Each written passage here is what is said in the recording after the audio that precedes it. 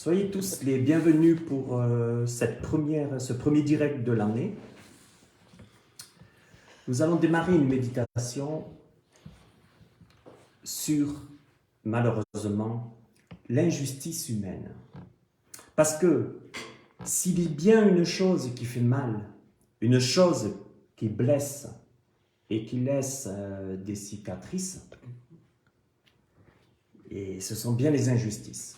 Et aujourd'hui, il n'y a pas besoin forcément de trop allumer la télé, d'entendre les nouvelles, vu qu'on aime nous dire les choses plutôt déprimantes.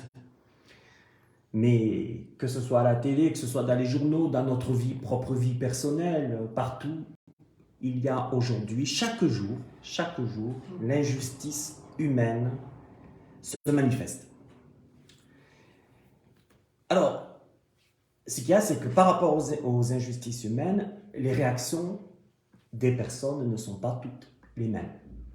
Vous savez, il y a des personnes introverties, il y a des personnes extraverties. Les introvertis vont plutôt emmagasiner et ça va bouillir. Il y a plusieurs réactions. Les extravertis, eux, il y a certains qui peuvent exploser, etc. Mais le problème des injustices humaines, qu'elles soient dans l'ordre du travail, au sein de la profession, dans un employeur, chez un employeur, qu'elles soient dans une famille, qu'elles soient dans les églises, partout où elles sont, les injustices humaines, le problème, c'est qu'elles amènent de la révolte intérieure, elles détériorent les relations. Les injustices détériorent, si elles ne sont pas réglées, elles détériorent les relations et elles multiplient l'agressivité. Et s'il y a bien une chose dont l'ennemi agit bien là-dessus, c'est justement d'entretenir ces injustices. Il y a deux catégories de chrétiens face à l'injustice. Il y en a qui vont dire « Merci Seigneur », ils vont se nourrir de l'injustice. « Merci Seigneur, je suis persécuté à cause de toi, j'ai rien à faire si ce n'est de me réjouir en toi. » Et il y a ceux qui vont péter les plombs. Mais on verra que ni un ni l'autre, c'est ce que Dieu demande, forcément. Hein, d'accord ? Mais on va étudier tout ça. Alors, la première chose qu'on va parler, ce sont bien sûr des injustices et des réactions possibles. Les injustices, par exemple, au travail, elles touchent les employés et à un moment donné, s'il y a des injustices au travail qui ne sont pas réglées, l'employé va devenir moins bon. Ça, c'est clair. Parce qu'il va se dire, c'est quand même dégueulasse, cette injustice, pourquoi moi ça, pourquoi l'autre non, enfin, voilà, vous voyez, et c'est pas évident de pratiquer la justice. C'est pas évident. Mais les injustices, par exemple, au travail, à un moment donné, si elles ne sont pas réglées, les employés vont être moins bons. Plusieurs spécialistes en ressources humaines, aujourd'hui, RH, témoignent des conséquences de laisser traîner de l'injustice dans le travail. Qu'est-ce qu'il va y avoir ? Performance et en baisse et absentéisme, automatiquement. Donc, moins performants, les gens qui sont comme ça, victimes d'injustice, et en baisse, et puis l'agressivité, hein, et puis l'absentéisme, de plus en plus, parce que les personnes ne sont pas motivées. Donc, c'est pour ça qu'être aujourd'hui un responsable, un patron d'entreprise, un chef, un responsable, il faut quand même gérer à ce que parce que c'est un sentiment d'injustice. Les employés peuvent avoir des sentiments d'injustice. D'accord ? Et les sentiments sont des émotions après. Et le problème qu'il y a, c'est que il faut justement le rôle un peu d'un manager, d'un responsable, c'est de veiller à ce que ça ne reste pas, et voir pourquoi, d'où ça vient, qu'est-ce qui se passe, et de le régler au plus vite. Sinon, on perd les employés ne sont pas bien, etc. Le sentiment d'injustice, les médecins le disent, c'est une des premières causes de stress, de frustration et de désengagement des collaboratrices et des collaborateurs pour le boulot. Mais je parle même dans un couple, dans une famille, s'il y a de l'injustice, pourquoi il y a un préféré, il y a un chouchou, etc. c'est injuste, il y a ce sentiment qui vient, et puis ça crée toutes sortes de choses. Et pour s'en convaincre, il suffit d'écouter les gens, parler de leur travail, par exemple pour le milieu professionnel, lorsqu'ils ne sont plus sous l'emprise de leurs dirigeants. Par exemple, les employés qui vivent des situations vraiment avec d'injustice, des sentiments d'injustice, parce qu'ils le constatent, quand ils sont sortis du lieu, si ça n'a pas été réglé, quand on les entend parler, en effet, il y a des injustices, il y a eu des injustices. Et je le dis, c'est très difficile. C'est pour ça que de vivre dans la justice, c'est très difficile. Là, malheureusement, aujourd'hui, il y a plus d'injustice que de justice, je le crois. Parce que ça fait partie des prophéties bibliques qui nous disent que dans les temps de la fin, malheureusement, il y a plus d'injustice que de justice, puisqu'il est dit que dans les derniers temps, les gens appelleront le mal bien, le bien mal. Et malheureusement, on verra, on doit vivre avec, jusqu'à ce que la justice vienne habiter sur la terre. Mais on va le voir maintenant. Alors, la seule chose déjà qu'il nous faut savoir, c'est que il y aura toujours des injustices sous le soleil. Donc, si vous cherchez un monde sans injustice, malheureusement, tant qu'on sera sous les cieux, là, ici, sous le soleil, sur la terre, malheureusement, ça n'arrivera pas. Eh ouais. Hein? Il y aura toujours des injustices sous le soleil.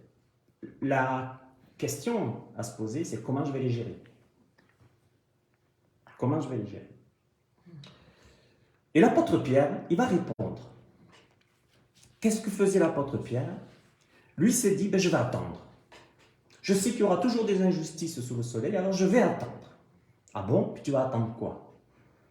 2 Pierre 3, 13. Mais nous attendons, selon sa promesse, de nouveaux cieux et une nouvelle terre où la justice habitera. Donc, l'injustice restera toujours sur la terre, jusqu'à ce qu'il y ait les nouveaux cieux et la nouvelle terre. Même au temps du millénium, où Christ pourtant sera sur la terre, il y a ceux qui monteront pour adorer, la justice habitera, le Seigneur manifestera sa justice, mais il y a des gens qui refuseront de monter vers le Seigneur. Il y a déjà l'injustice sera pratiquée aussi. C'est seulement quand il y aura les nouveaux cieux et la nouvelle terre que vraiment la justice habitera. L'apôtre Pierre attendait. Il dit, il attend, il sait très bien, il savait que ça ne pouvait malheureusement pas être possible. Donc, nous vivons dans un monde d'injustice. Il n'y a pas un être humain qui n'a pas été affecté, touché par l'injustice. Et qu'est-ce qu'on doit faire? Alors, au lieu de se cacher la face, il y a 2 solutions. Il y a la solution du jardin d'Éden. C'est pas moi, c'est l'autre. Puis l'autre va dire, c'est pas moi, c'est le serpent. Bon, ben là, on va traîner pendant un bon moment. Parce que de notre bouche, nous-mêmes, nous avons créé certainement, à un moment donné, des paroles, nous avons dit des choses injustes. Parce qu'on est tous pécheurs et que de notre bouche peut sortir des verdicts injustes. Et des personnes, certainement, peut-être été blessées, certainement, par des paroles qu'on a dites injustes. Donc, je le répète, l'injustice existe et l'injustice est aussi un sentiment qui se manifeste par des émotions. Alors, on peut pleurer en disant « c'est injuste ce que j'ai vécu ». Et là, on rentre dans la paille et la poutre, ok? Mais quelle injustice l'autre personne a aussi vécu? Parce que, voilà. Et le problème aujourd'hui, c'est que tout le monde se prend pour juste. Donc, vu que l'homme va dire, c'est pas l'homme va plutôt manifester l'injustice. Parce que quelque part, ça le met en valeur en disant, voyez, comme je suis persécuté. Parce que, vous savez, dans le triangle de Karpman, en psychologie, on le dit, tantôt je me mets en victime, tantôt je suis la victime, tantôt je suis le sauveur, et tantôt il y aura le persécuté, et le persécuteur aussi. Mais il faut bien comprendre ces choses, de dire que il y aura toujours des injustices sur le soleil. La seule chose, c'est de savoir comment, en tant que chrétien, en tant que croyant, en tant qu'enfant de Dieu, je vais gérer ça. Parce que là, il y en a tous les jours, l'injustice humaine. La Bible dit qu'il y aura une augmentation de telle méchanceté, donc d'injustice. Voyez? Et alors, continuons. On a vu l'apôtre Pierre comment. L'apôtre Pierre va dire, ok, moi j'attends les nouveaux cieux où la justice habitera. Donc, ça veut dire tant qu'il y aura ces cieux et cette terre, il y aura l'injustice. Mais pourquoi attendre? Pourquoi Pierre va dire, j'attends? Donc, est-ce qu'il est défaitiste en disant, ben non, là, il n'y aura jamais de justice sur cette terre, l'injustice va plus dominer? Parce que nous savons que Dieu aime la justice. L'apôtre Pierre savait que Dieu aimait la justice et qu'il s'oppose à l'injustice. Dieu s'oppose à l'injustice. Même sous ses formes les plus élémentaires. L'auteur, regardez bien l'auteur du livre des Proverbes. Il a écrit « Deux poids différents font horreur à l'Éternel, et la balance faussée n'est pas bonne. » Proverbe 20, 23, je le relis. Deux poids de mesure, deux poids différents font horreur à l'Éternel, deux poids différents font horreur à l'Éternel, et la balance faussée n'est pas une bonne chose. Vous savez, aujourd'hui, malheureusement, notre monde va mal parce que nous récoltons ce que nous semons. L'injustice qui est manifestée, il va y avoir un retour de ça. Et nous allons voir justement, vous allez découvrir dans cette étude que nous avons souvent une mauvaise compréhension du jugement de Dieu lié à l'injustice et de notre comportement aussi. Je vais vous montrer après. Parce que en nous taisant face à de l'injustice, on devient complice à l'injustice. Oui, mais il faut comprendre, il n'est pas chrétien. Ou alors il faut comprendre, il est chrétien, mais je lui pardonne. Alors pardonner, c'est bien. C'est un état d'esprit qui est louable. Mais est-ce que je vais laisser ce sentiment, cette injustice continuer? Qu'est-ce que Dieu dit? Dieu, alors est-ce qu'il s'est trompé? Parce que d'un côté, il va dire que Dieu a donné des juges aussi, pour juger. Et puis l'apôtre Paul va donner des consignes pour régler les problèmes. Vous voyez, on va le voir. Regardez bien maintenant Ésaïe 65, 17. On reste toujours dans ce sens-là. Dieu dira, car je vais créer de nouveaux cieux et une nouvelle terre. On ne se rappellera plus des choses passées. Ça veut dire que l'injustice, heureusement, on ne va plus s'en rappeler. Elles ne reviendront plus à l'esprit. Il n'y a pas besoin, en tout cas, il n'y a pas besoin d'être pasteur pour être en contact avec des personnes blessées qui pleurent par des injustices et qui sont tant malheureuses. Des personnes tant malheureuses. Vous et moi faisons partie. Il faut être patient. Mais Dieu dit qu'il doit créer des nouveaux cieux et une nouvelle terre, il doit le faire, pour qu'il n'y ait plus ni pleurs, ni deuil de tout ce que nous avons été victimes. Vous voyez, l'homme a voulu prendre, l'homme il se croit plus puissant que Dieu, il se croit meilleur que Dieu, alors il a voulu prendre le monde en main. Aujourd'hui, on rigole. L'homme a dit, moi je vais prouver, comme Babel, la tour de Babel. L'homme il pense, voilà, il prend les choses en main. Je comprends pourquoi Dieu doit créer des nouveaux cieux et une nouvelle terre. Et je comprends pourquoi ça part tout en cacahuète. L'homme, ce que fait l'homme, on en a les conséquences de l'injustice.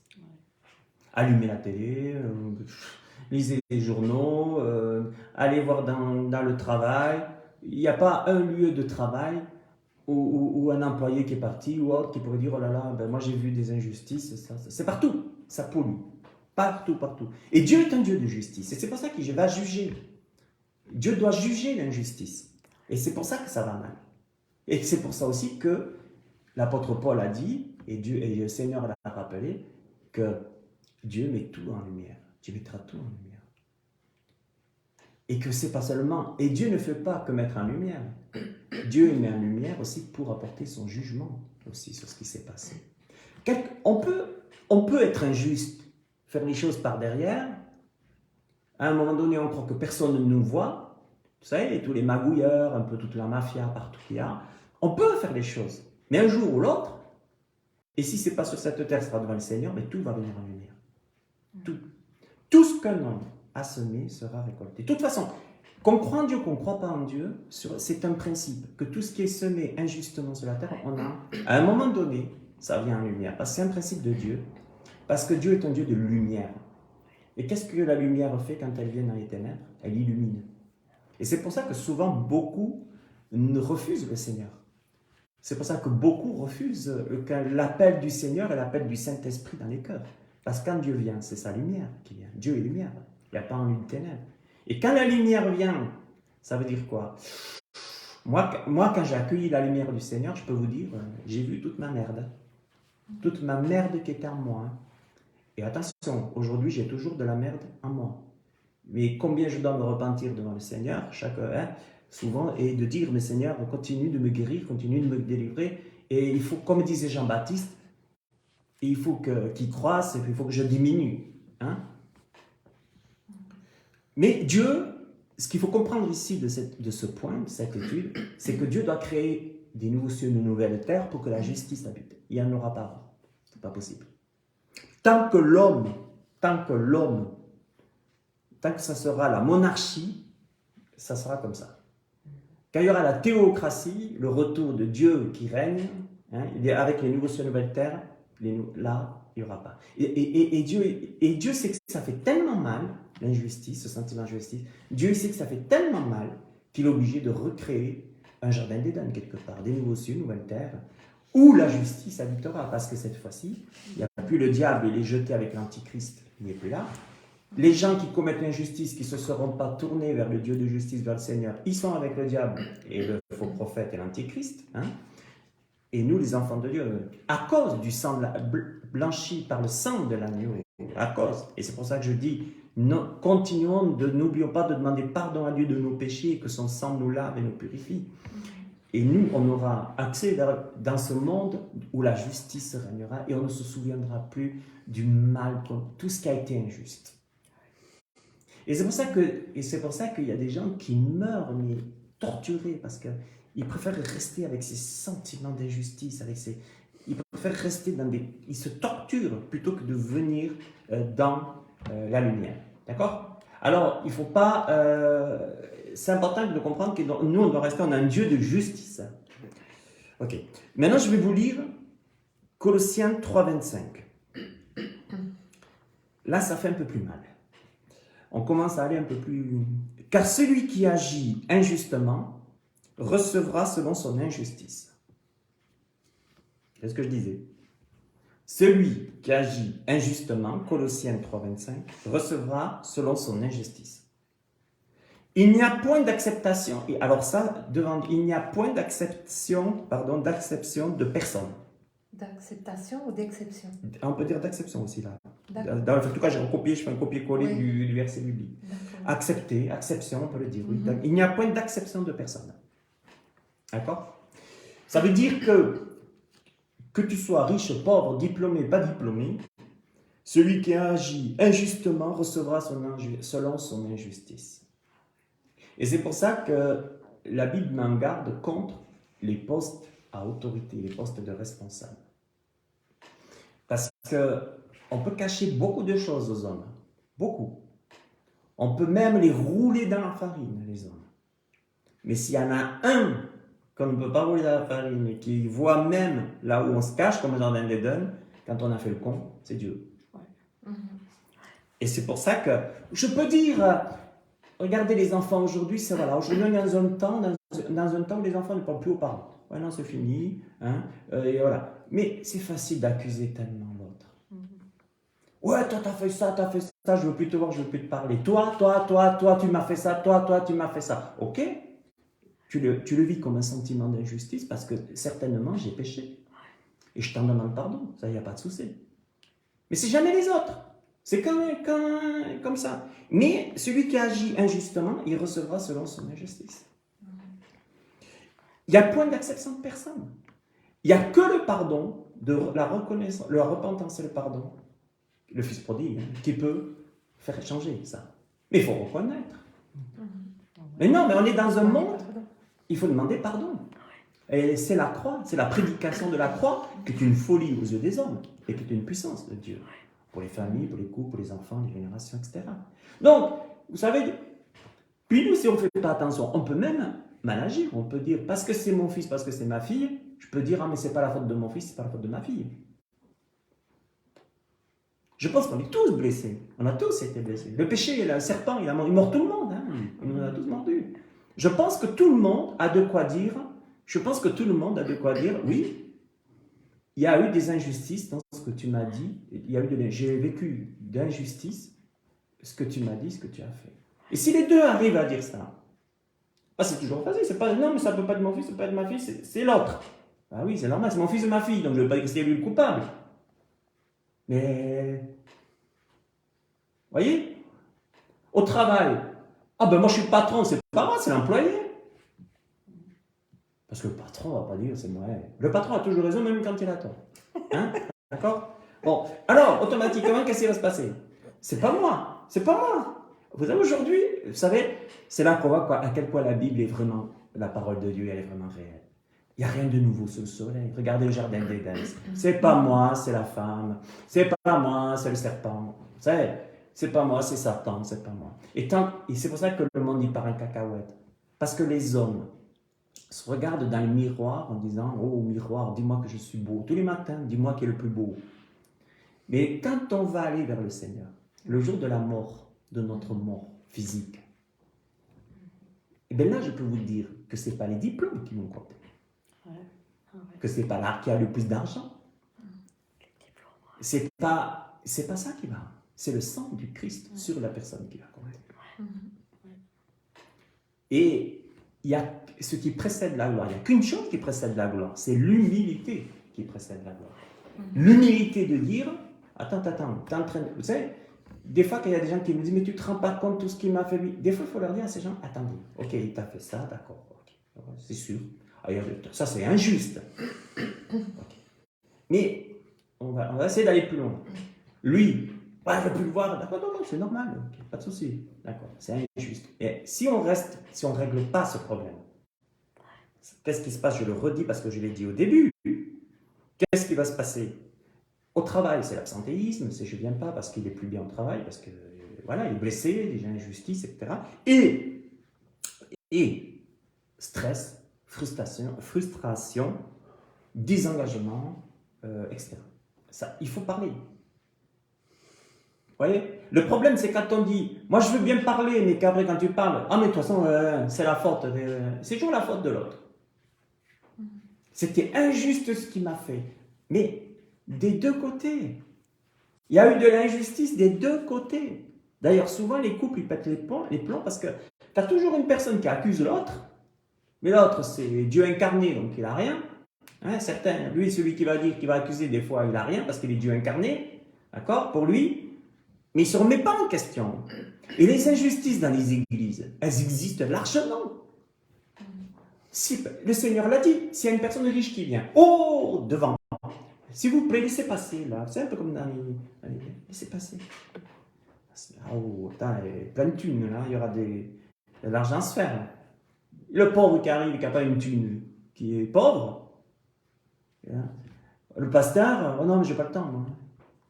Je ne vais pas les visiter, certains, je ne dis pas que tous comme ça. Je ne vais pas les visiter celui-là, là, que, franchement, il ne donnerait pas envie, quoi. Après, attention. C'est autre chose de gérer les problèmes. D'accord? On va y venir. On le verra dans cette étude. Vous allez voir. Et vous allez voir que Dieu est beaucoup plus strict que nous. Donc, et on va terminer maintenant avec ce point. L'injustice. On a vu le premier point. Les injustices et les réactions possibles. Qui amènent, de toute façon, toute injustice amène des réactions. Ça, c'est sûr. C'est un sentiment. Hein? Donc, ça amène des réactions. Deuxième point, il y aura toujours des injustices. Troisième point, puis on va s'arrêter là aujourd'hui avec ce point, c'est que l'injustice, maintenant, on va voir, elle est aussi dans les églises. Bien sûr, puisqu'elle est partout. Tout le peuple de Dieu est concerné par l'injustice. Ésaïe, on va parler d'Ésaïe. Ésaïe a vécu à une époque où le royaume de Juda croulait sous le poids des injustices. On va le voir. Regardez ce que va dire Dieu. Le verset biblique, je vais vous lire Ésaïe 59, versets 14 et 15. Dieu dira, Et on parle là du peuple de Dieu, du peuple d'Israël et dans le royaume de Juda en plus. Hein. Ce n'est pas les 10 tribus. Souvent, Juda était quand même... voilà, ça allait un peu mieux. Le droit s'est retiré et la justice se tient éloignée. Le droit s'est retiré et la justice se tient éloignée. Lorsque la vérité trébuche sur la place publique, la droiture ne peut approcher. Lorsque la vérité trébuche, la droiture ne peut pas approcher. Donc s'il n'y a pas de place pour la vérité, il n'y aura pas de droiture. Elle ne pourra pas venir à la droiture. Là, rien que ce verset, vous pouvez en parler pendant 10 000 ans. La vérité, Dieu continue. La vérité est devenue rare. Eh oui. Et celui qui s'écarte du mal est victime de pillage. Le seul qui voulait s'écarter, il disait, oh là là, moi je veux m'écarter du mal. Il y a trop d'injustice sur la place publique, il y a trop d'injustice, je veux m'écarter du mal. Alors il était victime de pillage. Pour vous dire à quel point il y avait de l'injustice. L'Éternel, je continue, l'Éternel voit avec indignation qu'il n'y a plus de droiture. Ésaïe 59, versets 14 et 15. Le message de Dieu était simple. Maintenant, je vais vous lire Ésaïe 1, 17. C'était pas compliqué le message de Dieu. Apprenez à faire le bien. Dieu demande à ce qu'on apprenne à faire le bien. Recherchez la justice, tiens, comme par hasard. Recherchez la justice. Protégez l'opprimé. Faites droit à l'orphelin, défendez la veuve. Ésaïe 1, 17. C'était ça. Dieu demandait ça. C'était pas compliqué. Par la suite, il a aussi appelé son peuple, Psaume 82, verset 3, par la suite, il a appelé son peuple à détacher les chaînes dues à la méchanceté. Il y avait une... Et pourquoi je vous dis tout ça? C'est que des exemples d'injustice, là j'ai parlé du peuple d'Israël, mais dans l'Église, on a parlé tout à l'heure des exemples de méchanceté, on a parlé d'injustice, des riches que Jésus il a dit, faites pas rentrer, mettez pas devant, hein. Des injustices, il y en avait dans le Nouveau Testament, on en voit plein aussi, même dans les églises, dans le comportement. Hein. Et si par exemple, regardez, je vais en citer qu'un. Vous vous rappelez de Jean-Baptiste? Jean-Baptiste, il a eu le courage, qu'est-ce qu'il a fait? Lui, il a fait ce qui est juste. Il a dénoncé l'adultère d'Hérode avec Hérodias. Qu'est-ce que ça? Conclusion, Hérodias le fait décapiter parce qu'elle ne le supportait pas. Il a été décapité. Il a été décapité. Est-ce pas de l'injustice? Il a fait quoi? Il a dénoncé l'adultère d'Hérode avec Hérodias. Parce qu'il était prophète, et le prophète, il dénonce. Le prophète, il dénonce, et puis qu'est-ce qui se passe? Décapité. Terminé. Voilà la fin. Mais alors comment ça se fait? Il était quand même chrétien. Il était croyant. Il fait partie du peuple élu. Ben oui, et alors? Il y aura toujours de l'injustice sur cette terre. Je le redis et je termine, je conclue avec ce que je nous disais au début. Ne cherchez pas, ne croyez pas que notre vie va finir avec tout ce qu'il y a de plus juste. Ah ben non, c'est pas normal. Ah, mais alors est-ce que Jean-Baptiste avait un péché caché pour finir comme ça? Parce qu'il est quand même dit que quiconque est né de Dieu, le diable ne le touche plus. Ah, moi, vous savez, j'en ai entendu des conneries, hein, d'accord? Mais, alors, est-ce que, alors c'est l'ennemi qui a gagné, puisque Jean-Baptiste a été décapité. C'est un péché? Ou bien est-ce que c'est... Mais normalement, un chrétien ne peut pas finir comme ça, un chrétien ne peut pas être malade, un chrétien ne peut pas avoir de démons, un chrétien ne peut pas. Et oui, un chrétien peut finir décapité. Jean-Baptiste, on pense Ésaïe, plein d'autres pierres, d'autres des apôtres qui ont été décapités aussi. Et oui, pourquoi? Parce que si vous attendez la justice sur cette terre, on peut attendre longtemps. Il faut attendre les nouveaux cieux et la nouvelle terre. Et tout ça, je vous dis, c'est pas parce qu'on est chrétien, à moins d'être chrétien, mais ça c'est autre chose, c'est pas parce qu'on est chrétien qu'on ne finira pas dans l'injustice. Victime de l'injustice. Victime de l'injustice, exactement. D'accord? Victime, il n'est pas bon comme ça, c'est voilà, Dieu m'a donné une femme. Et il n'est pas bon comme ça. Est victime d'injustice. Pourquoi je dis ça? Parce que il y a trop des messages évangéliques qui disent « Convertis-toi à Jésus et tu vivras dans un nouveau monde où rien ne t'atteindra. » Non, mais c'est quoi cette connerie? Mais c'est pas l'évangile, ça. Mais il faut arrêter de prêcher ces conneries. Convertis-toi à Jésus.